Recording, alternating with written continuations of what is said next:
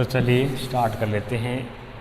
Question ये कौन सा है या प्रश्नावली कौन सी है जो हम मेल कर देते हैं डायरेक्टली रिस्पोंडेंट को, या फिर जो हम न्यूमरेटर से फिल करवाते हैं वो भी क्वेश्चनरी है, लेकिन उसके लिए वर्ड यूज़ किया जाता है शेड्यूल। शेड्यूल हम कब यूज़ करेंगे? जब वो फिल करवाई जाएगी न्यूमरेटर से।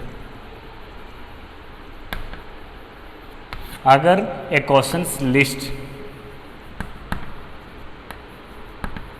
एक प्रश्नों की सूची अगर न्यूमरेटर फिल करता है तो उसके लिए वर्ड यूज़ किया जाता है schedules.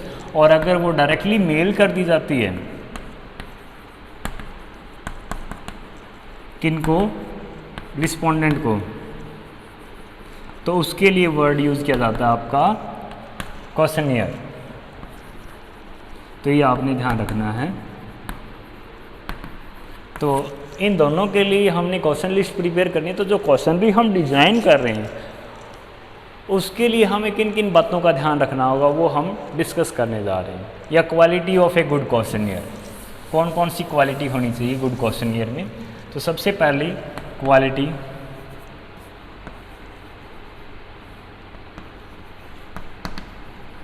Question numbers should be small. जो हमारी नंबर ऑफ क्वेश्चन है वो क्या होने चाहिए?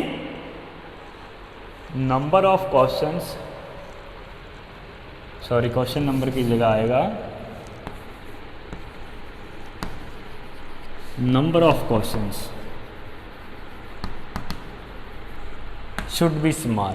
जो क्वेश्चन हम पूछ रहे हैं वो कम से कम होने चाहिए। ये नहीं है कि एक क्वेश्चनरी हम मेल कर रहे हैं तो उसमें अगर हमने 100 से 125 क्वेश्चन पूछ लिए तो कौन फिल करेगा उसे? अगर आपको भी एक क्वेश्चनरी दे दी जाती है तो उसमें 100 से 125 क्वेश्चन है तो आप तो उसे पढ़ोगे नहीं। तो क्वेश्चन, जो नंबर ऑफ क्वेश्चन है वो बिल्कुल स्मॉल रखने चाहिए ताकि जो रिस्पोंडेंट है वो इंटरेस्ट दिखाए। जैसे आप 8, 10, 15 तो मिनिमम से मिनिमम रखने की क्वेश्चन आप कोशिश करो। तो 10 से लेकर के 25 तक आप क्वेश्चन रख सकते हो एक गुड क्वेश्चनरी में। तो अगर आप इससे ज़्यादा रखोगे तो वो लेंथी हो जाएगी। तो नंबर ऑफ जो क्वेश्चन है वो स्मॉल रहनी चाहिए। उसके बाद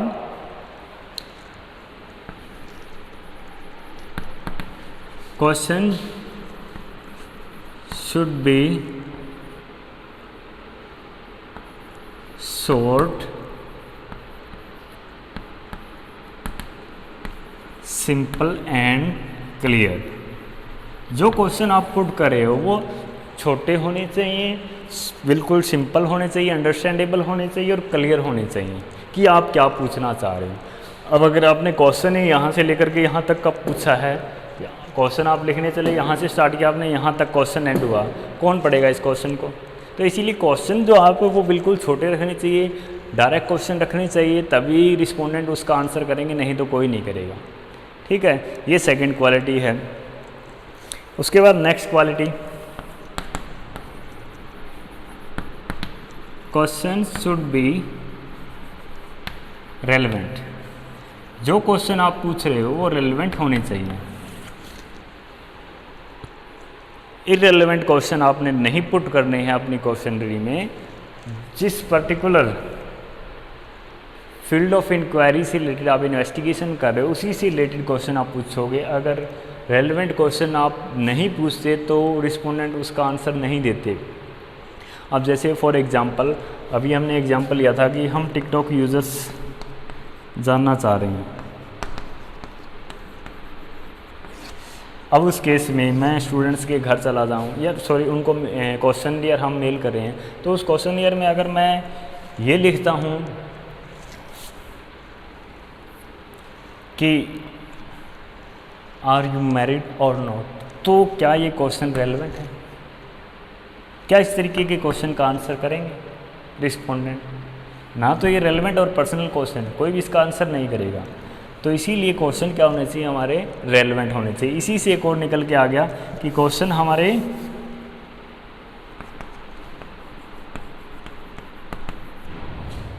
अवॉइड पर्सनल क्वेश्चन,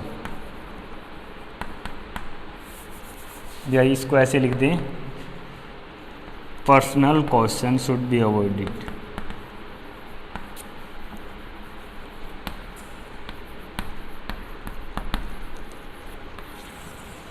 जो व्यक्तिगत सवाल है उनको हमें अलग रखना चाहिए, क्वेश्चनरी में व्यक्तिगत सवाल नहीं डालने चाहिए। जैसे किसी से ये पूछना कि आपको शराब पीने की लत है, बिल्कुल गलत बात है। आप मैरिड हो कि नहीं हो, और आपकी वाइफ के बीच का जो झगड़ा है वो सॉर्ट आउट हुआ कि नहीं हुआ, या आपके बीच में झगड़े होते तो नहीं है। तो इस तरीके के स्टूपिड क्वेश्चन का आंसर कौन देगा अगर आप क्वेश्चनरी मेल करें हो। तो इस तरीके के क्वेश्चन आपको इन्वॉल्व नहीं करने अपनी क्वेश्चनरी में, ठीक है।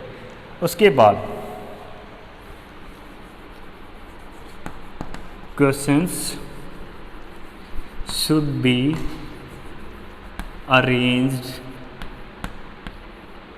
in logical manner। क्वेश्चन जो है आपके वो लॉजिकल मैनर में अरेंज होने चाहिए। अब एक इसका सबसे अच्छा एग्जांपल मैं दे देता हूँ। जैसे किसी व्यक्ति से पहले ये पूछना कि आपके कितने बच्चे हैं और उसके बाद ये पूछना कि आपकी शादी हुई है क्या ये लॉजिकल वे में अरेंज है क्वेश्चन? बिल्कुल भी नहीं। इसी तरीके से एक और एग्जांपल, किसी से पहले उससे ये पूछना कि आपकी सैलरी कितनी है और फिर उससे ये पूछना कि आप एम्प्लॉयड हो और अनएम्प्लॉयड हो। इट मीन्स आपको रोज़गार प्राप्त है या नहीं है, आपकी नौकरी क्या है। तो ये एक मैनर में अरेंज तो नहीं है लॉजिकली। तो इसी तरीके से हमें क्या करना है, जो क्वेश्चन हमने डिज़ाइन किए हैं अपनी क्वेश्चनरीज के लिए उनको एक सिस्टेमेटिक और लॉजिकल वे में हमें अरेंज करना है। अगर ऐसा होता है कि सबसे पहले आप पूछ लेते हो कि आपके कितने बच्चे और फिर आप पूछते हो कि आपकी शादी हुई है, तो आपके जूते लगेंगे अगर कहीं पे भी आपने ऐसे जाके ऐसा क्वेश्चन पुट किया था। तो इसीलिए लॉजिकल मैनर में अरेंज होने चाहिए।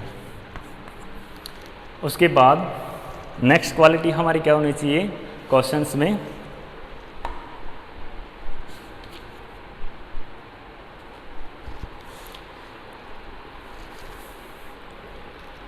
इंस्ट्रक्शंस। हमें प्रॉपर इंस्ट्रक्शंस देनी चाहिए क्वेश्चनरी को फिल करने के लिए। तो हमें इंस्ट्रक्शन देनी होगी कि किस तरीके से आपने क्वेश्चनरी के क्वेश्चंस को आंसर करना है। उसके बाद क्वेश्चन रिगार्डिंग ब्रीफ आंसर, इसको रफ कर देता हूँ एक बार। ये हो गया, आपके नेक्स्ट पे चलते हैं हम।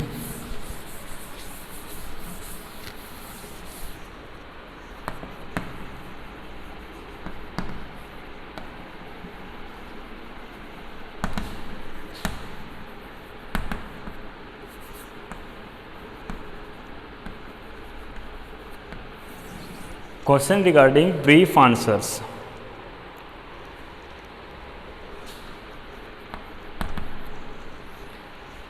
तो जिन क्वेश्चंस के आपको ब्रीफ में आंसर चाहिए उनके लिए आप प्रॉपर स्पेस भी प्रोवाइड करवाओगे क्वेश्चनरी के अंदर। जैसे क्वेश्चंस आपने ये लिखा,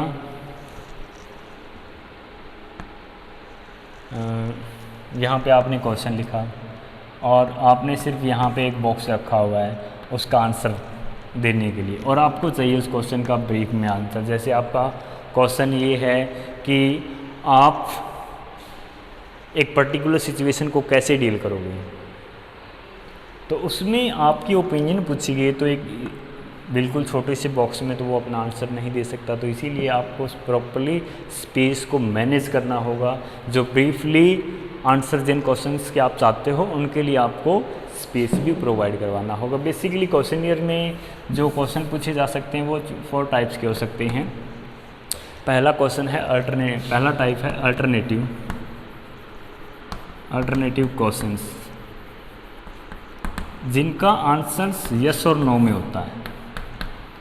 या तो आप यस में आंसर दोगे या नो में, इनके अलावा और कोई आंसर नहीं होगा। ऐसे क्वेश्चंस को हम बोलते हैं अल्टरनेटिव क्वेश्चंस। जैसे for example are you married, yes और नो में ही आंसर आएगा।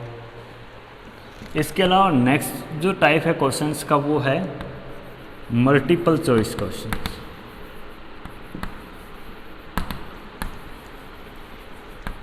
ये आपको पता है मल्टीपल चॉइस क्वेश्चंस कौन से होते हैं, जिनमें आपको चॉइस दी जाती है, आप उनमें से किसी एक को चूज कर सकते हैं। जैसे उसमें आपको ऑप्शन दिए जाते हैं जैसे आप कौन सा सोप या कौन सा शैम्पू यूज़ करते हो उसके ऑप्शन आपको नीचे दे दिए जाते हैं, जो जो शैम्पूस अवेलेबल हैं मार्केट में, तो उनके ऑप्शन अगर आपको दे दिए जाते हैं उनमें से आप कोई सा भी यूज़ करते हो उस पर टिक मार्क कर दो। तो ये मल्टीपल चॉइस क्वेश्चंस होंगे। इनके अलावा जो नेक्स्ट टाइप है हमारा वो है specific information question.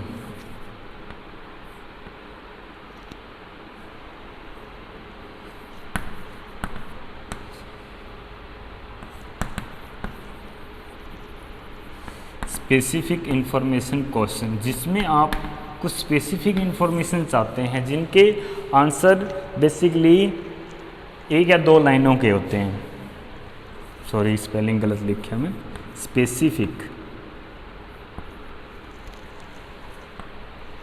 Specific information question, जैसे कि आपके घर में कितने आप भाई बहन हो, ये क्वेश्चन उसमें आपको एक स्पेसिफिक इन्फॉर्मेशन चाहिए। किसी के 2 भाई बहन हो सकते हैं, किसी के 3 हो सकते हैं, ना तो उसका यस और नो में आंसर है, ना ही आप ऑप्शन दे सकते।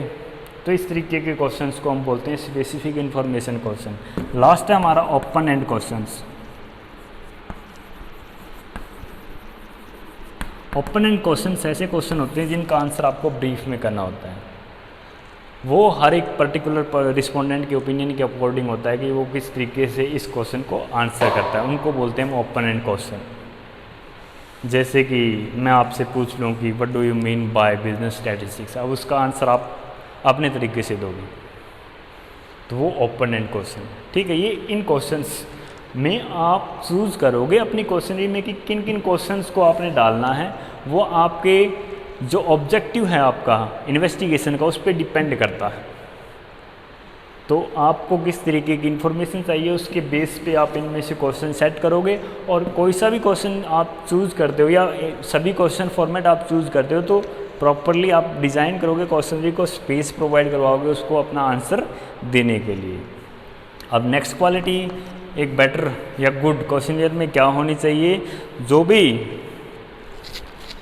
क्वेश्चनियर के थ्रू आप क्वेश्चनरी सेट कर रहे हो वो अट्रैक्टिव वे में प्रेजेंट करनी है आपने। अट्रैक्टिव प्रेजेंटेशन, आपकी जो प्रेजेंटेशन है क्वेश्चनियर की वो अट्रैक्टिव होनी चाहिए। सामने वाला जब देखे क्वेश्चनरी तो लगे कि क्वेश्चनरी डिज़ाइन की गई है, ये ना लगे कि उसे पैराग्राफ बना के आपको सेंड कर दिया। उसे एक्चुअल में ये लगे कि हाँ ये क्वेश्चन पूछे गए, डायरेक्टली दूर से देखते ही उसे पता चल जाए कि हाँ ये एक अच्छी क्वेश्चनरी है। अट्रैक्टिव वे में आपने डिज़ाइन करना। उसके बाद जो क्वालिटी ऑफ पेपर है वो आपने अच्छा रखना है। यूज़ गुड क्वालिटी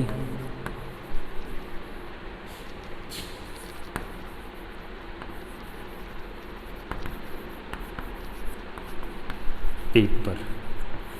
आपने जो पेपर यूज़ कर रहे हो आप क्वेश्चनरी प्रिपेयर करने के लिए वो अच्छी क्वालिटी का होना चाहिए, ये ध्यान में रखना है। अगर जैसे आप रफ़ कॉपी जो आपकी आती है अगर उसके पेज पे आप क्वेश्चनरी प्रिपेयर कर रहे हो, कौन उसे आंसर करना चाहेगा, कोई देखना भी नहीं चाहेगा उसे। तो जो क्वेश्चनरी के लिए जो पेपर आप सिलेक्ट कर रहे हो वो गुड क्वालिटी का, अच्छी क्वालिटी का पेपर आपने यूज़ करना है, ताकि ना तो वो क्षतिग्रस्त हो जब आप मेल कर रहे हो। तो अगर ऐसा पेपर आपने यूज़ किया है तो हो सकता है जो आपने क्वेश्चन लिखे वो उस तक पहुंचते पहुंचते ऐसे हो जाए कि उसे समझ में ही नहीं आए कि क्या लिखा गया, जैसे स्याही फैल जाए किसी कागज़ के ऊपर। तो ऐसे पेपर आपने यूज़ करने हैं जो गुड क्वालिटी के हों। इनके अलावा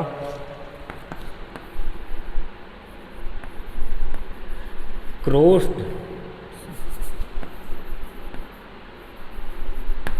चेकिंग क्वेश्चन आपने इन्वॉल्व करने हैं अपनी क्वेश्चनरी में।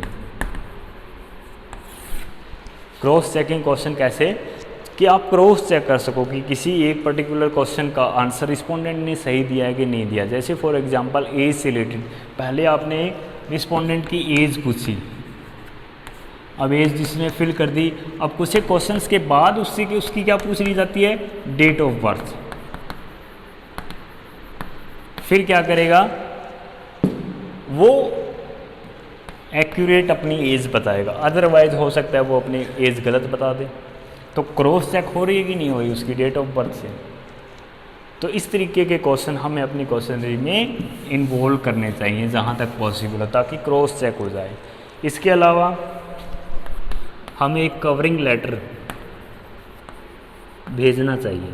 कवरिंग लेटर में हम क्या भेजते हैं, एक स्टैम्प लगा एनवलप साथ में भेजते हैं, ताकि वो उसी एड्रेस वाला एनवलप जिसमें उसे वापस उस क्वेश्चनरी को हमारे पास सेंड करना है, तो उसमें हम पहले से ही अपना एड्रेस मेंशन कर देते हैं। उसके ऊपर जो स्टैंप लगती है पोस्ट ऑफिस की वो पहले से ही लगा के भेजते हैं, ताकि उसे 1 रुपया भी खर्च ना करना पड़े उस क्वेश्चनरी को आंसर करने के लिए। और कवरिंग लेटर में उनसे रिक्वेस्ट की जाती है कि आप इस क्वेश्चनरी को रिस्पॉन्ड करके क्विकली सेंड कर दें इन्वेस्टिगेटर के पास।